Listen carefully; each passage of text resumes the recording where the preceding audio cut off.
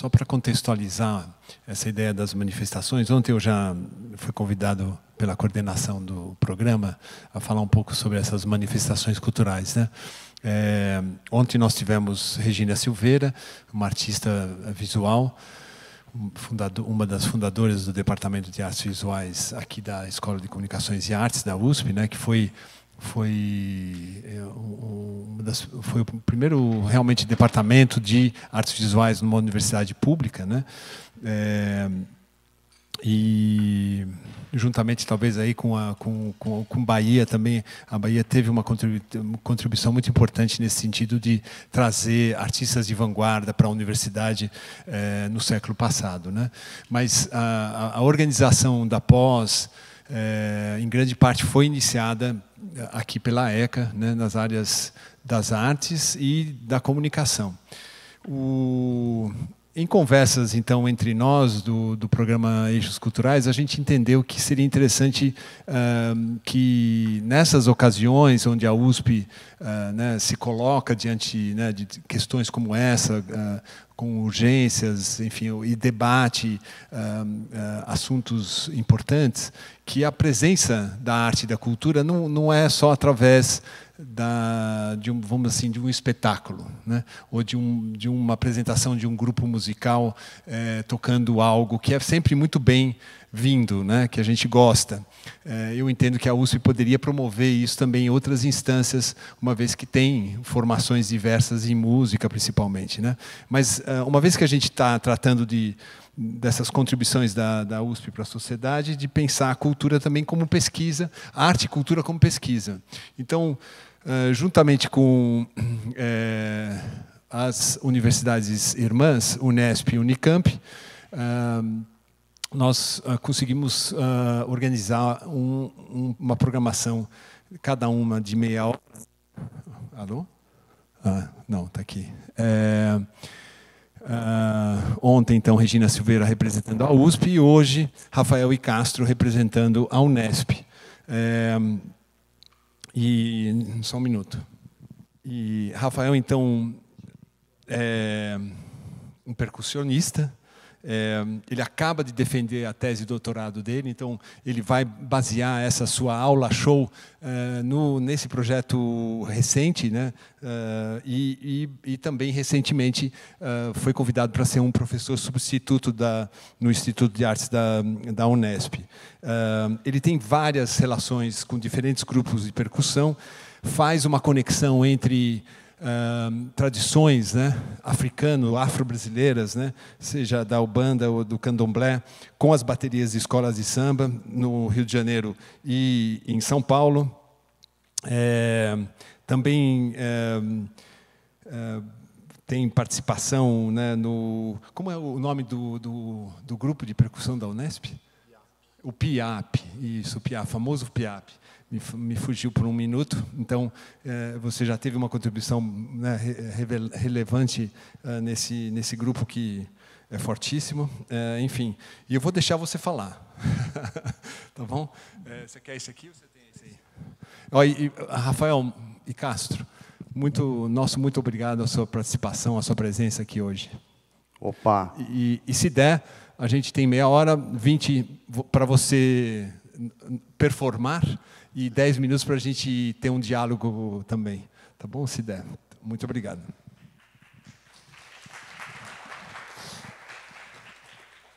Queria agradecer o convite, parabenizar aí a todos e todas pelo evento, né, importância, e a responsabilidade de estar aqui, né, mostrar um pouco do que eu venho pensando, né, sobre a percussão, né, como uma ferramenta de formação de pessoas, né, pela potencialidade que tem, pela inserção, pela escolha também da própria representatividade de suas comunidades, né, a partir da sonoridade, né. Então, esse título, O Ritmo como Fenômeno Multidimensional Identitário, ele parte da minha tese, né, de doutorado, né. Antes da tese, eu fiz a dissertação sobre a função, importância e linguagem do repinique nas escolas de samba de São Paulo, né?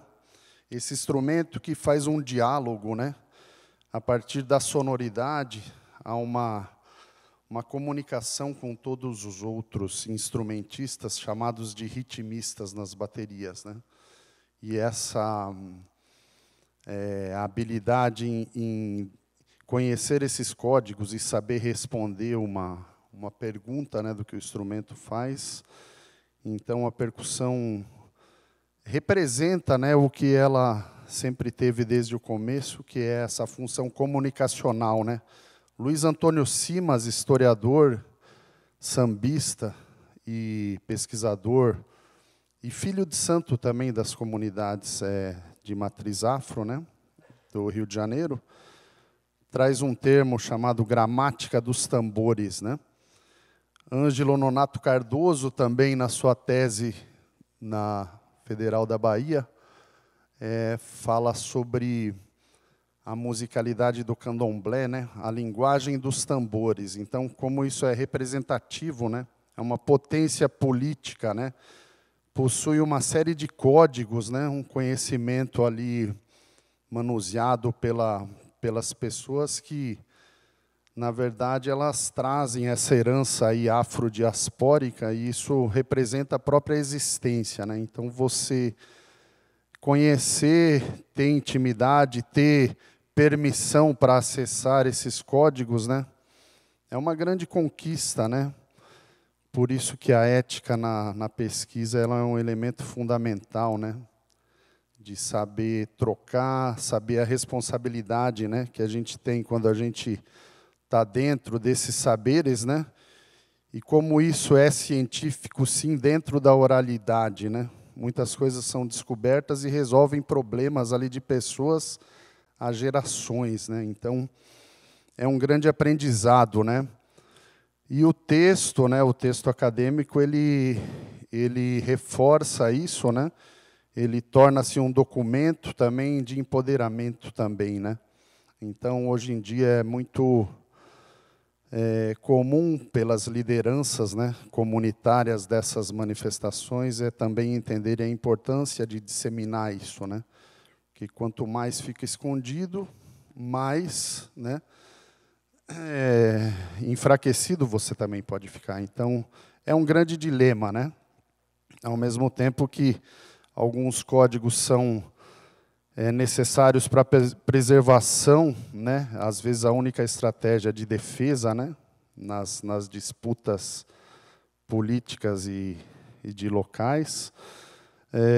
Mas, por outro lado, a expansão desses códigos também torna-se isso mais conhecido, né? E pode ser dado um valor também à altura do que isso representa. Então, eu vou mostrar um pouco, né, de como minha tese de doutorado, né, o ritmo como fenômeno multidimensional nas baterias de escolas de samba e no candomblé, pontos de convergência a partir da diáspora africana, né? Como me intrigava muito, né, quando eu cheguei em São Paulo em 95, como havia uma circularidade das pessoas que participavam das baterias das escolas de samba e nos terreiros, né? Então, eu comecei a reconhecer certas estruturas musicais que vinham de determinados instrumentos e estão presentes hoje, né? Então, eu vou mostrar um pouco disso. Começar por um instrumento que é pensado ritmicamente, mas ele traz um pouco do que o Sinha Aaron fala sobre a polifonia a partir da polirritmia, né? Que é essa mistura de timbres, nuances e texturas que a gente tem num instrumento desconhecido praticamente. Ele está no contexto das baterias de escolas de samba, né? Ele tem uma afinação, mas ele não tem a obrigatoriedade de ter uma afinação dentro de uma escala temperada ocidental, por exemplo. Ele vem de uma outra cultura, então essa mistura, né, esse choque dos harmônicos é que deixa ele interessante. E você também trazer ele da tradição, né,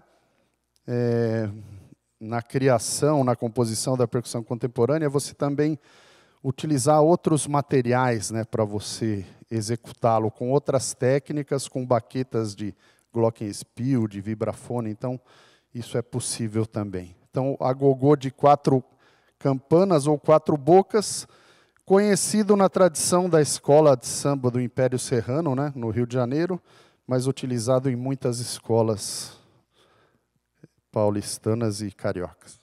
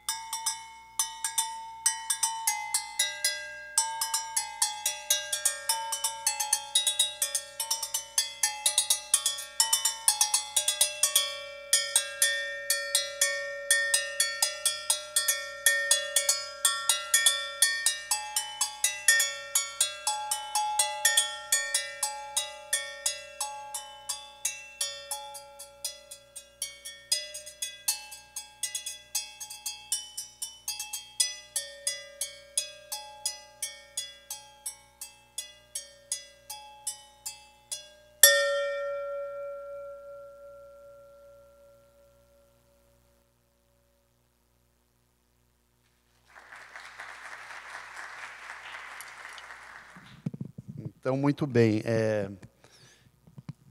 Depois do agogô, existe um padrão, né, que a gente tem no cabula do candomblé Angola, que ele é o que a gente utiliza no teleco-teco, exatamente igual, às vezes em lugar diferente dentro de um compasso, por exemplo, de 4 tempos, mas o padrão, que a gente chama de matriz temporal, inclusive o Tiago de Oliveira Pinto chama de flexibilidade da matriz temporal, que ela pode se encaixar nos 4 tempos, por exemplo, do compasso, de diversas maneiras. Isso é uma outra herança que a gente tem, né, na música afro-brasileira, e ela chega no teleco-teco do samba, no tamborim, por exemplo, né?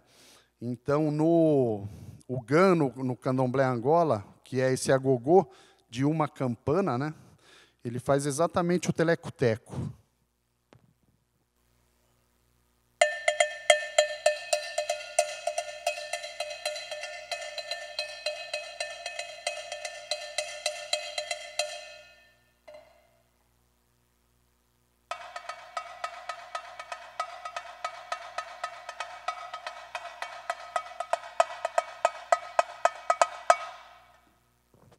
Em vez de eu começar ele na cabeça, né, muitas vezes, na cabeça do tempo, no chão, a gente começa na pausa, na síncopa, né? Então, a diferença, eu estava fazendo assim, né?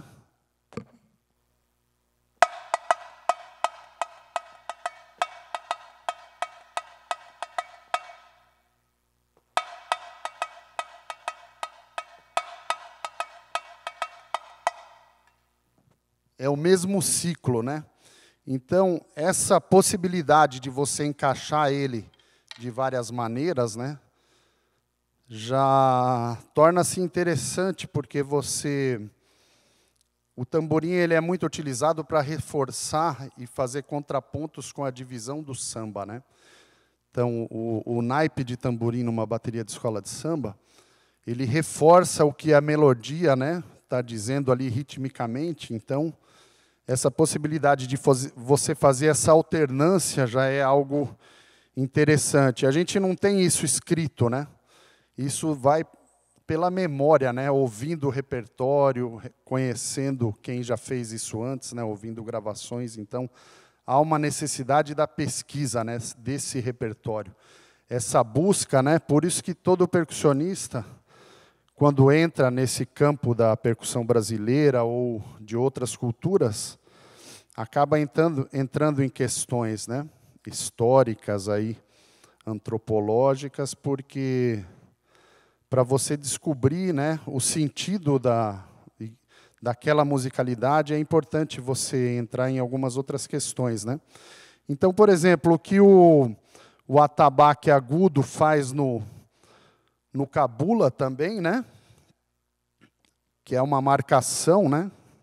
O atabaque chamado lé.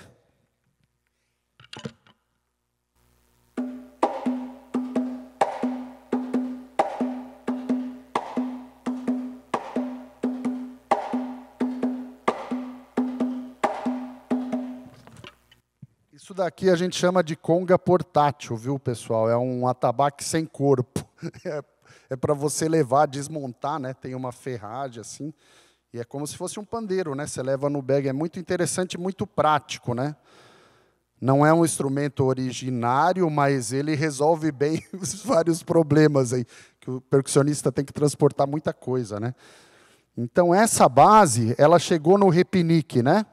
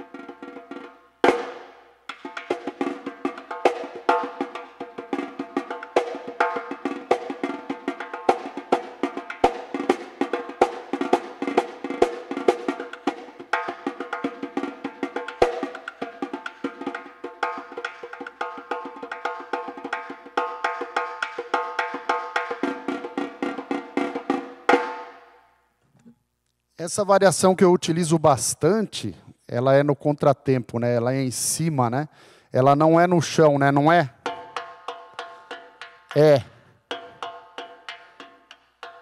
É chamada de contramétrica, né? É praticamente um fundamento que a gente tem nas baterias, né? De escolas de samba e também no candomblé. A gente tem isso muito na passagem da segunda parte do samba para a subida do samba, quando vai acelerar um pouco e vai aumentar a potência também, a intensidade, né? Então, é chamado de contramétrica a partir de um conceito também, né? Conceito dos etnomusicólogos europeus, né? Que pesquisaram isso inicialmente e que a gente reproduz, mas é algo bastante natural, né? Na musicalidade africana, afro-brasileira. Então, eu prefiro nem pensar, né, nisso como contramétrica, mas algo que que faz um sentido porque você tem vários espaços ali para você tocar e que em algumas musicalidades isso não acontece, né? A gente fica muito restrito à marcação do tempo, né? Ao andamento ali. O samba tem isso, mas as variações, as improvisações, elas estão muito distante dessa marcação no chão, né? Então, você poder tocar em vários outros espaços, né, também representa isso. Vou fazer mais um pouquinho essa variação. A base, né? A base e a variação.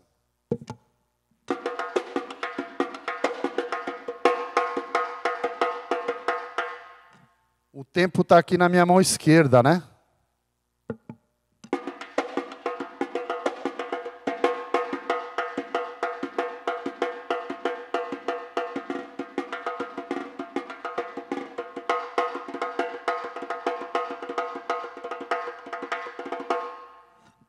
Então, esse é o repinique, né? E depois disso, o que vem também do candomblé Angola, para o repique-mor, que é um repinique um pouco mais grave, né? Maior, ele representa bem o que a gente chama de tambor de mão, né? Na bateria, que ele vem dessa levada do atabaque médio, que é o rumpi, né? O rumpi toca junto com o atabaque, né? São 3 atabaques, né? Cada um tem uma linha, uma voz, né? Então, eles são complementares.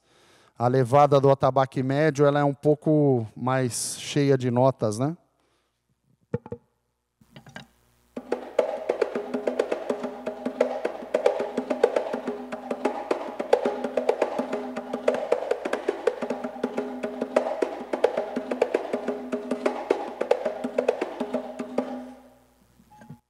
Aí o repique-mor, ele tem um padrão da beija-flor, né? Que não é esse.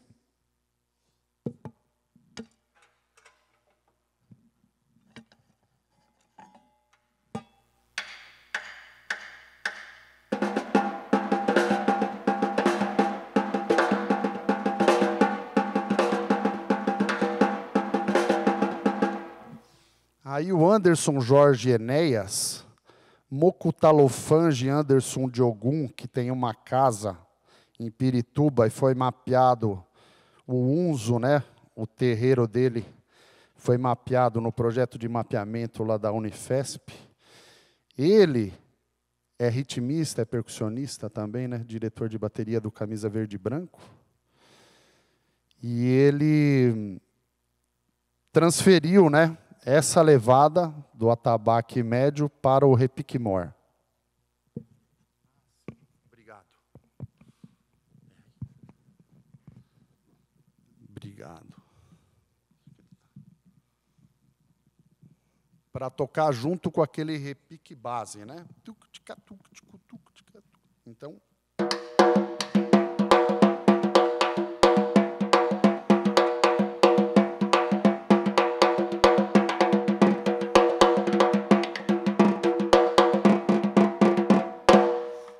esses são alguns exemplos, né? Na caixa, isso também acontece, né?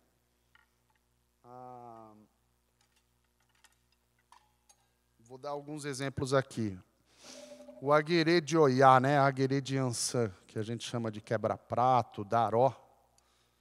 E o Sandrone chama de cinquilho, né? Porque tem um padrão da música aqui muito utilizado, né, brasileira, que ele vem, né, aquela palma que a gente faz assim, que tem no partido alto, tem na música nordestina, que é o... A gente tem 3, né, 3 batidas, né, 1, 2, 3, 1. Aí o Sandrone chama de cinquilho, que é um outro padrão bastante utilizado, né, na música brasileira, que são mais 2 notas em cima desse padrão, né? Em vez de ser.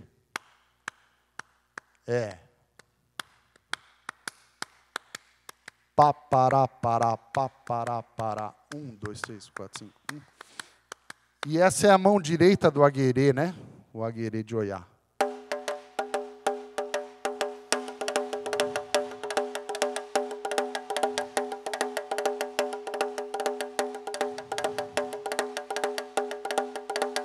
Então, os dois atabaques agudos, né, o rumpi e o lé, fazem esse padrão, enquanto o atabaque grave faz variações e interage com a dança, né?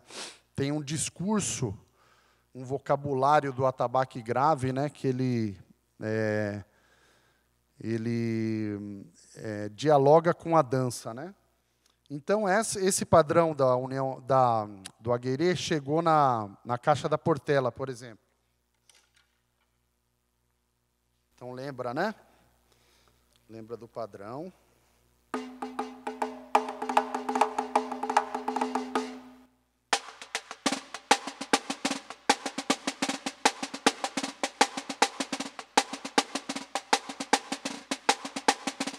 Aí tem outras escolhas de sonoridade, o rinchote, né? Tem o toque múltiplo, né? Que é algo bem específico da caixa.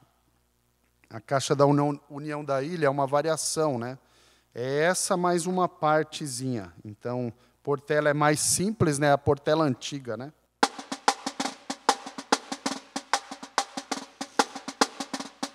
A Ilha.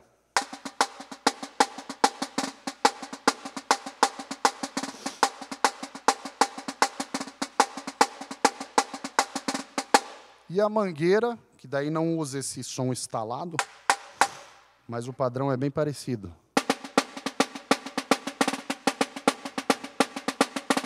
Estou fazendo lento, né, que isso é bem para frente, né? Uma identidade também das baterias é o andamento, né? Baterias rápidas, Mangueira, vai. Afinação também é outra identidade, né? Escolha a quantidade de instrumentos por naipe, né? Nenê de Vila Matilde, afinação pesada, grave, né? Se você ouvir 6 baterias ou 8 numa festa de bateria, você vai facilmente ver uma diferença marcante na afinação da Nenê de Vila Matilde. Isso é representativo para aquela comunidade, né? Então, a performance não é só de quem toca, é de quem está ali participando e reconhece aquilo, se identifica, né, como parte daquilo, como pertencente, né, a uma cultura. Então, é muito importante a gente conhecer um pouco desses códigos, né?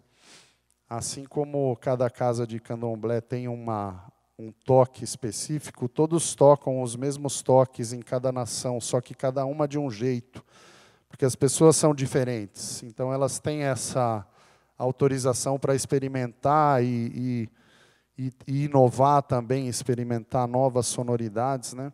Isso é permitido até um certo nível na tradição, né? Há uma negociação com as lideranças, né? Porque as pessoas precisam reconhecer o código anterior, né, para saber o que está sendo dito musicalmente, mas você também pode experimentar, né? Então, isso é muito interessante, essa dinâmica, né? Essa dinâmica é muito interessante. Então, eu só vou ler aqui uma conclusão, né? Uma conclusão que tem parte dessa conclusão na minha tese, né? Que os toques utilizados no candomblé permanecem nas baterias de maneira estrutural, né? Mesmo sem serem expostos claramente. A gente fala em candomblé e bateria de escola de samba, mas tudo que é utilizado na música brasileira vem disso, vem dessa base. Os compositores utilizam para compor em cima dos ritmos, dos toques, né? Isso é um ambiente muito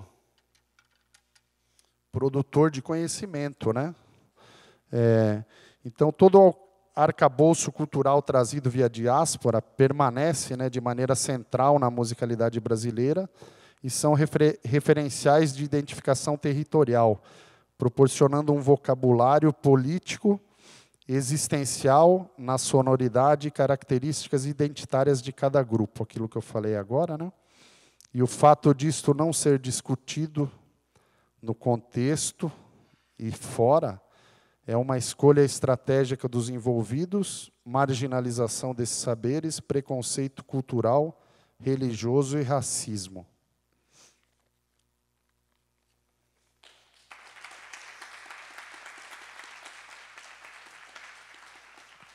Bom, nós temos alguns minutos para umas perguntas para o Rafael e Castro, que, mais uma vez, a gente te agradece imenso por isso. E eu queria agradecer também o Paulo Celso, né, Moura. Paulo Moura, eu conheci do Paulo Moura, da Unesp, que foi a nossa interlocução graças à relação de gabinete para gabinete, né? Então, foi uma relação cruzada, assim, iniciada pelos gabinetes das respectivas reitorias, mas que depois a gente conseguiu fazer essas trocas e chegar a essa primeira costura com Regina ontem, Rafael e Castro hoje, e a ILC amanhã, né, que representa a Unicamp. Mas eu não te cortei um pouco, né? Você está bem? Ah, o pandeiro, ela quer o pandeiro. Pronto. Sim, o pandeiro eu trouxe para mostrar também que ele também tem uma base bastante utilizada, que vem daquele padrão, né, do atabaque. Que é o...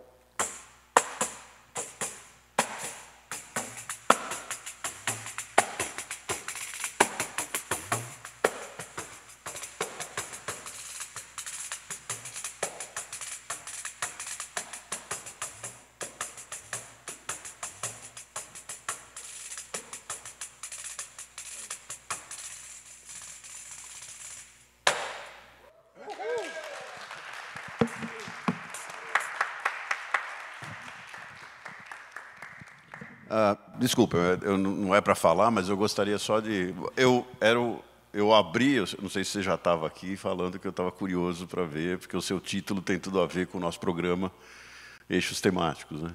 Então, eu queria pedir para os colegas dos Eixos Temáticos, que estão coordenando, para a gente pôr tudo junto e escolher se nós vamos ser beija-flor, se nós vamos ser... O que nós vamos ser, né?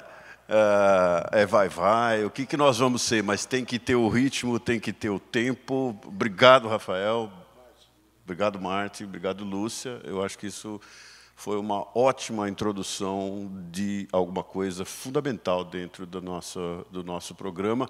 Vai ficar gravado, eu espero que você permita que a gente te coloque na mídia aí, e te agradeço muito. Obrigado, Marti. Eu que agradeço.